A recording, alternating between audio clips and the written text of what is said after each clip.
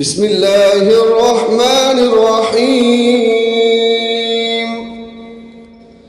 اللهم اجعل لي فيه نصيبا من رحمتك الواسعة واهدني فيه لبراهينك الساطعة وخذ بناصيتي إلى مرضاتك الجامعة بمحبتك يا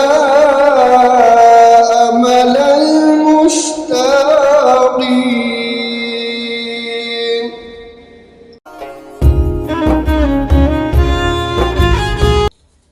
तमाम दोस्तों को माह रमज़ान का नामा रोज़ा और सहरी मुबारक हो। दुआ है कि अल्लाह रब्बुल इज़्ज़त हम सब के गुनाहों को मुआफ़ फरमाए, हम सब की बख्शिश फरमाए और हमारे वालिदैन की बख्शिश फरमाए।